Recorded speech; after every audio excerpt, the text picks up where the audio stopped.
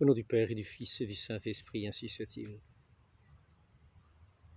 Notre Seigneur nous a parlé du Saint-Esprit consolateur. Mais il nous enseigne aussi que le Saint-Esprit est l'Esprit de vérité.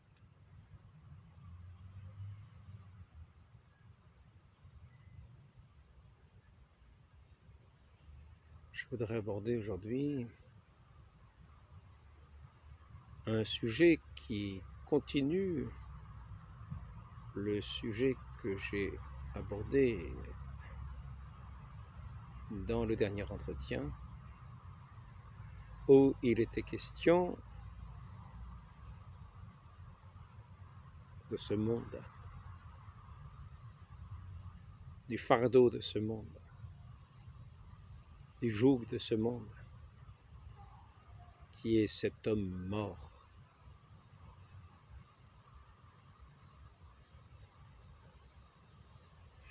Et duquel cependant nous attendons toujours qu'il agisse comme s'il était vivant. Nous désirerions que ses yeux s'ouvrent, ainsi que ses oreilles, que sa bouche puisse s'ouvrir également. Et quand nous disons s'ouvrir, nous voulons dire bien sûr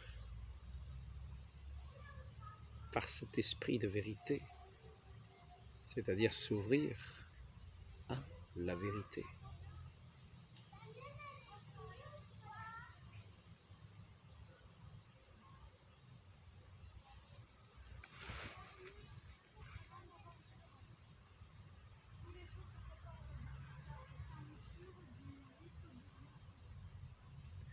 Et je voudrais faire remarquer cette chose qui doit être pour nous une leçon,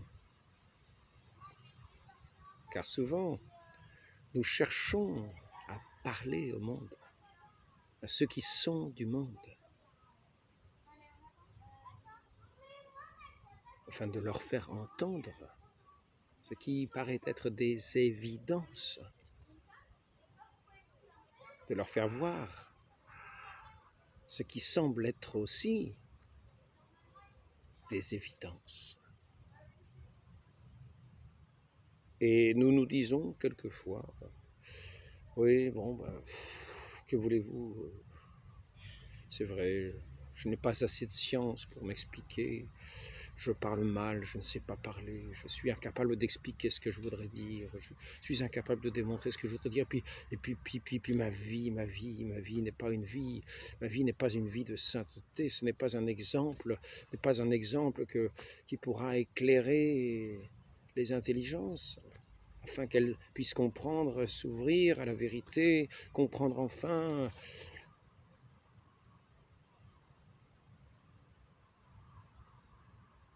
les œuvres magnifiques de Dieu à travers le monde et s'ouvrir enfin à cette lumière de Dieu. Eh oui, et nous disons mea culpa, mea culpa, mea culpa, mais nous oublions une chose, c'est que ce monde-là, est incapable de voir, d'entendre la vérité. Ce monde-là est mort. C'est un homme mort gisant dans son tombeau et qu'il fait passer, qui est un sépulcre blanchi, plein d'ossements de mort, comme notre Seigneur nous le dit. Sépulcre blanchi, plein d'ossements de mort. C'est-à-dire que ce n'est pas le temple du Saint-Esprit. Ce temple à la louange divine, ce temple plein de cet Esprit Saint de Dieu. Non, c'est le monde. Le monde qui est incapable d'entendre la vérité. Et pourquoi? Parce qu'il est incapable du Saint-Esprit. Le monde est incapable du Saint-Esprit. Quand notre Seigneur dit qu'il prie avant de s'en aller, avant d'aller pour être crucifié, alors qu'il va s'en aller au jardin des Oliviers, qu'il va entrer dans cette agonie terrible, qui va lui faire suer des gouttes de sang.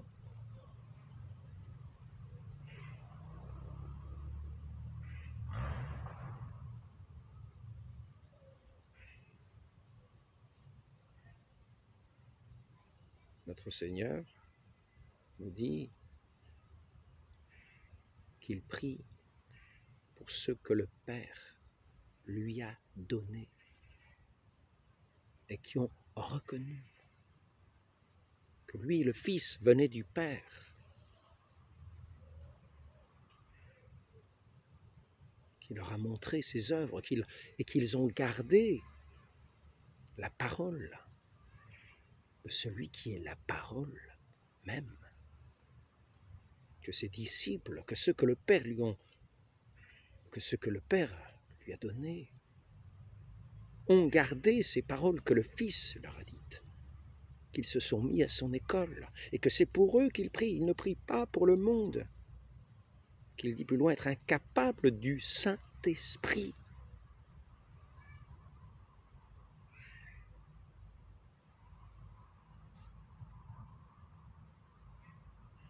Le miracle d'une conversion est un miracle aussi grand que celui d'une résurrection d'un mort.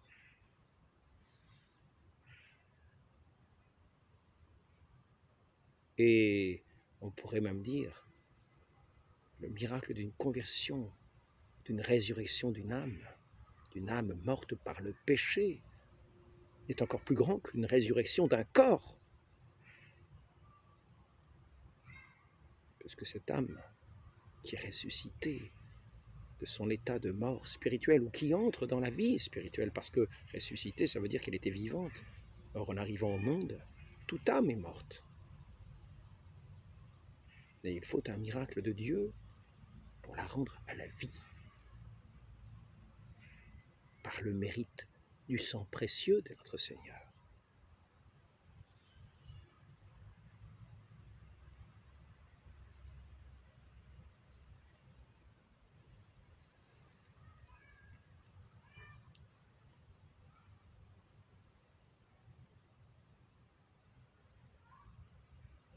Qui reçoivent dans le baptême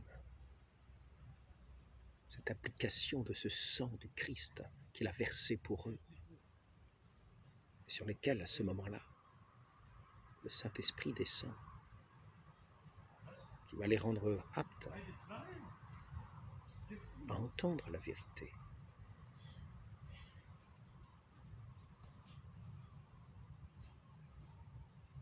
Qui va les faire naître à la vie de la grâce, qui va les faire sortir de leur sépulcre blanchi, sauf que le sépulcre blanchi n'est blanchi que pour ceux qui sont des pharisiens, c'est-à-dire qui s'appliquent à paraître au dehors vivants, qui sont en fait au-dedans pleins d'ossements de mort.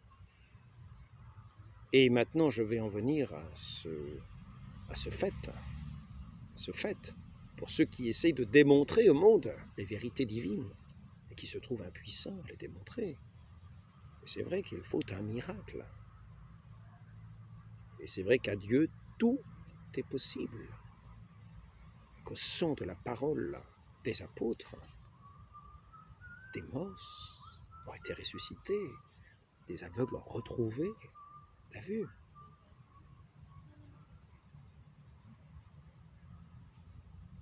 Et des âmes, des cœurs, des âmes, des pécheurs sont revenus de leurs péchés, ont été convertis, ont cru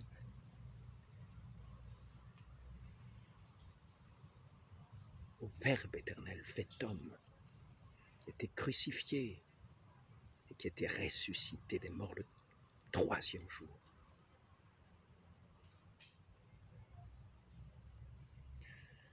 Si je voudrais quand même rappeler la chose suivante, c'est que notre Seigneur, qui était la bonté même, puisqu'il était Dieu lui-même, et qu'il est dit, c'est lui-même qui le dit, Dieu seul est bon.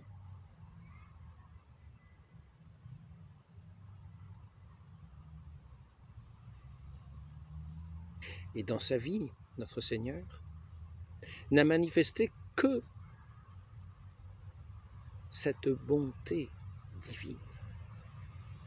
Partout où il passait, il faisait le bien.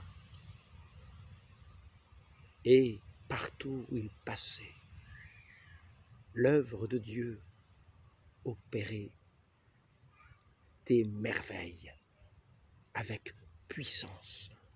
Il parlait avec autorité.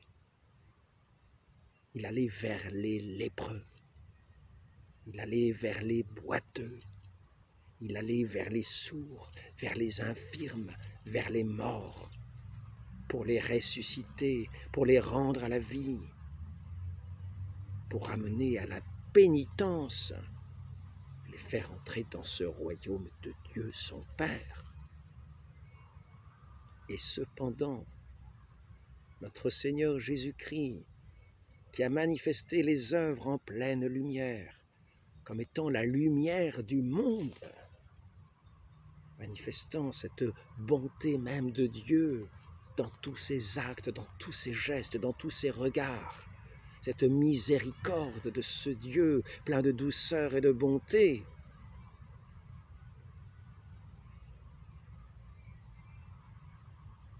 Que voulez-vous dire de plus que notre Seigneur n'a dit pour amener les pécheurs à la conversion quand vous parlez? Et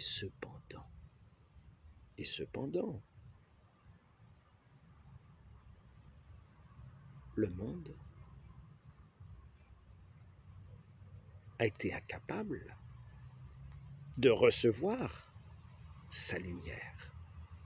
Le monde a été incapable d'entendre sa parole de vérité. Le monde a été incapable de se convertir devant toutes ces démonstrations de cet amour tout-puissant et merveilleux qui opérait ces miracles à travers la présence de ce Christ, qui était la bonté même, qui était la vérité même. Et le monde a condamné celui qui est la vérité et qui apparaissait au grand jour. Que voulez-vous apporter de plus que le Christ a apporté au monde?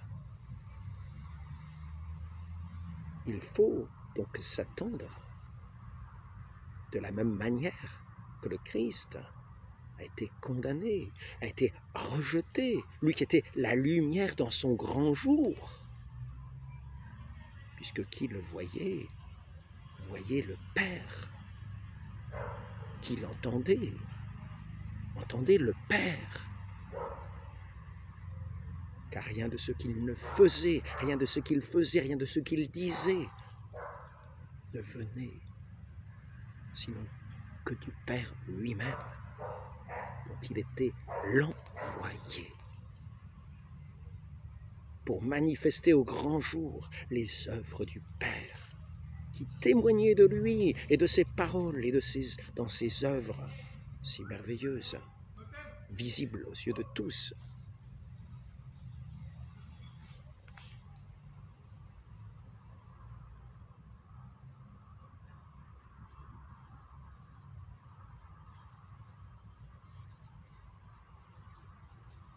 Ainsi, le monde a vu notre Seigneur, le monde l'a approché, l'a entendu,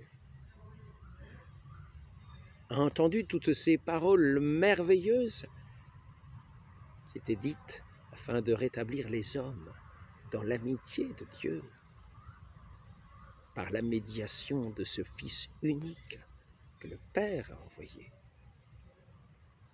et par le don du Saint-Esprit que le Fils nous envoie d'auprès du Père pour faire les œuvres mêmes que le Fils a faites. Pensons-nous être plus lumineux? Pensons-nous être d'une plus grande clarté que le Christ lui-même? Ainsi, pour ceux qui se découragent, il nous faut nous rappeler sans cesse que la vérité n'est pas du monde et que le monde rejette la vérité et que nous ne sommes pas du monde. Il faut nous le rappeler sans cesse. Nous ne sommes pas du monde. Et par conséquent, ne nous étonnons pas que le monde rejette nos paroles, que le monde rejette, nous rejette nous-mêmes. Lorsque nous parlons, lorsque nous agissons, lorsque nous témoignons de la vérité, qui est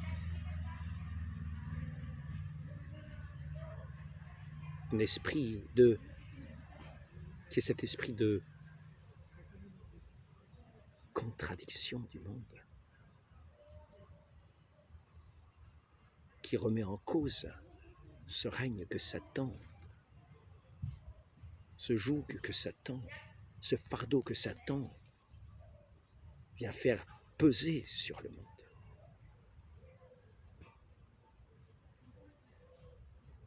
L'établissant dans les ténèbres et dans la mort spirituelle.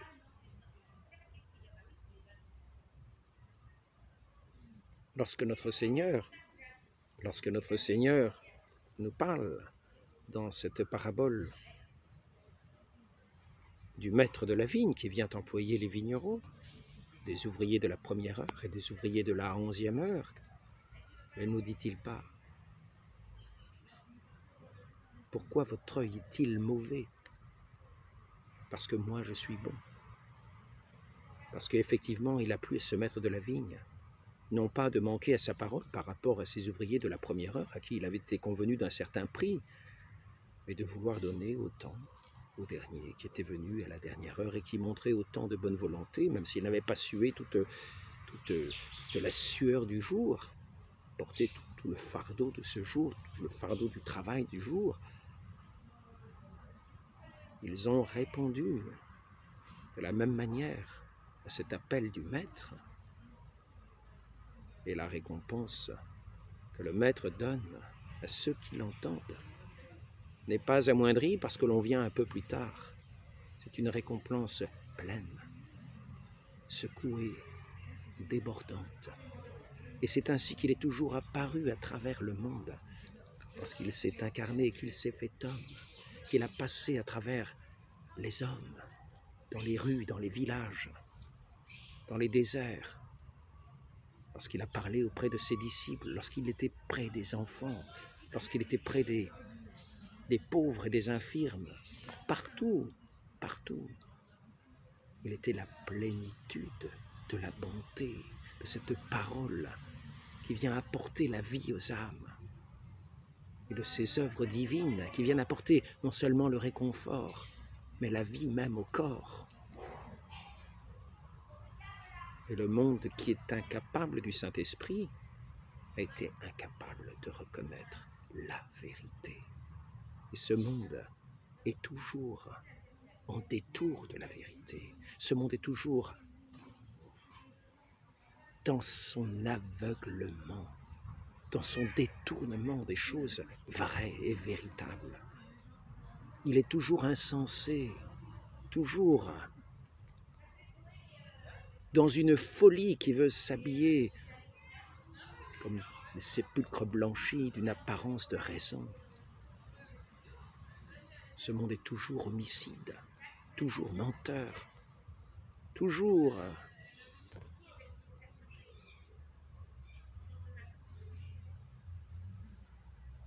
dans l'opposition et la haine de son Dieu. Lui qui, depuis l'origine, a douté, a rejeté cette parole de Dieu dès le jardin de la Genèse. mais qui s'est soumis à celle de Satan, par lequel ce monde s'est laissé séduire, et est entré dans ce règne de Satan, ce règne du mensonge, ce règne de la surdité, de l'aveuglement, de la haine, du dépit, qui pèse pourtant sur lui. Et c'est pour cela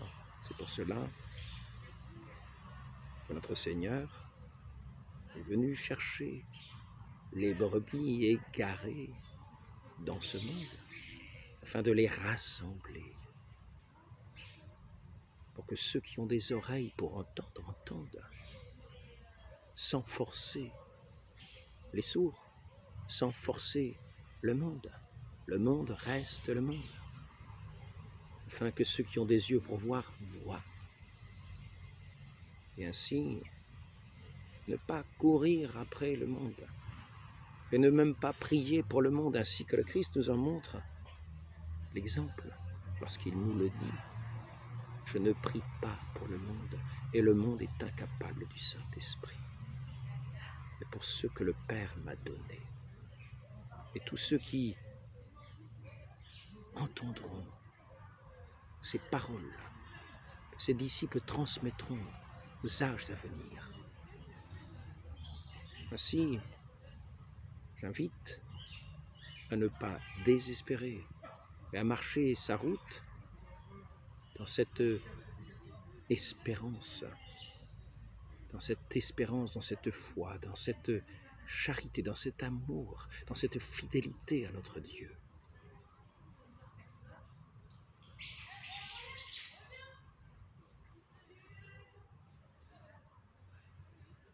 Sans nous inquiéter du demain, sans nous inquiéter des desseins de la Providence, nous fions la bonté de ce Dieu qui nous a été donné de connaître dans son Fils unique, qui est venu comme le grand jour pour révéler cette bonté de Dieu dont les prophètes avaient parlé tout au long des siècles, depuis ce jardin où l'homme a été perdu.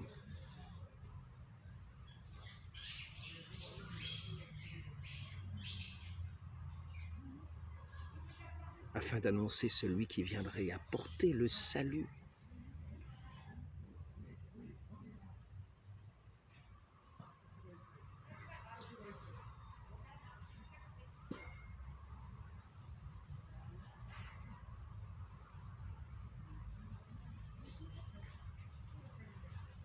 Demandons cette grâce à la très sainte Vierge Marie,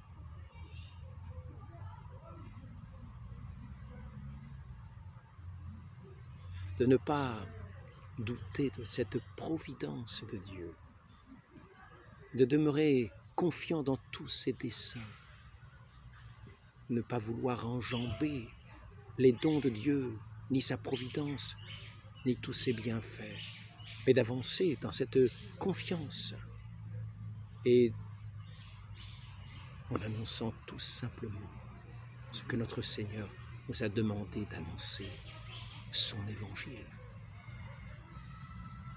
sans nous inquiéter de savoir si le monde va prêter l'oreille, va garder les yeux fermés, ou va demeurer comme inerte devant cette grâce divine qu'il propose à tous ceux qui s'ouvrent à elle, dans cette abondance que le monde ne soupçonne même pas.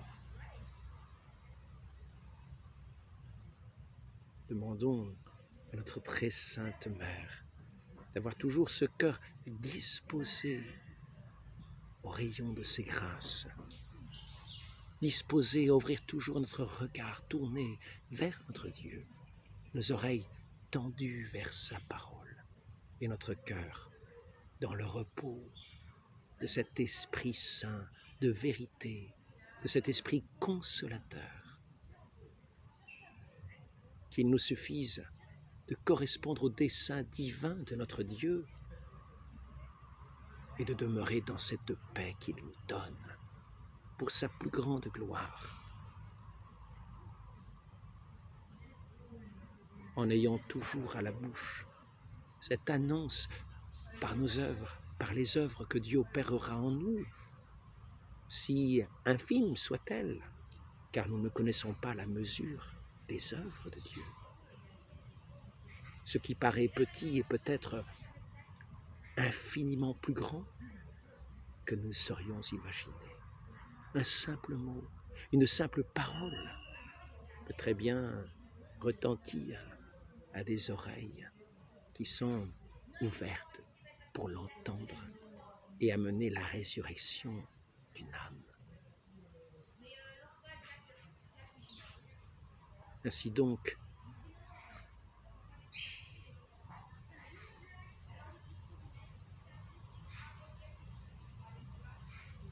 la très sainte Vierge Marie nous donne cette grâce de ne pas nous décourager devant ce qui semble être ce mur face à toute l'œuvre de Dieu, mais qu'elle nous rappelle toujours à la mémoire et dans notre cœur l'œuvre de notre Seigneur, qui a été haï, méprisé, crucifié, lui qui était et qui est, et pour l'éternité, la vérité, et qui s'est montré au plein jour. Ainsi, n'entrons pas dans les découragements, suivons simplement la voie, le chemin de notre Maître.